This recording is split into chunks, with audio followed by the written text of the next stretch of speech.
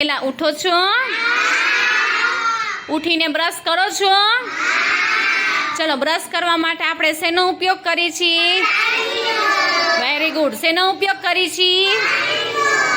Brush કર્યા પછી તમે બધા નાવ છો ને? નાવા માટે શેનો ઉપયોગ થાય છે? Very good. પાણીનો ઉપયોગ થાય છે ને? પછી મમ્મી વાસણ સાફ કરે છે ને? એમાં શેનો ઉપયોગ થાય છે? કપડાં ધોવા માટે. પછી મમ્મી શાકભાજી લઈ આવે તો મમ્મી શાકભાજી સુધારે છે ને? તો એમાં શેનો ઉપયોગ થાય છે? તો વેરી ગુડ. તો તમને બધાને ખબર પડી ગઈ ને કે આપણે સવારથી લઈને રાતે સુઈ ત્યાં સુધી વધારે પડતો શેનો ઉપયોગ થાય છે? પાણીનો. શેનો ઉપયોગ થાય છે? Very good. હવે જો અહીંયા ધ્યાન બધાયનું.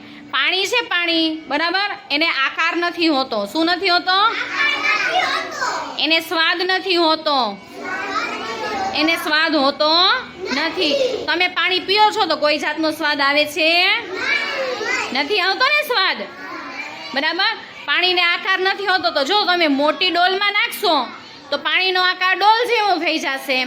નાની વાટકીમાં તમે પાણી નાખશો બરાબર, તો પાણીનો આકાર વાટકી જેવો થઈ જશે.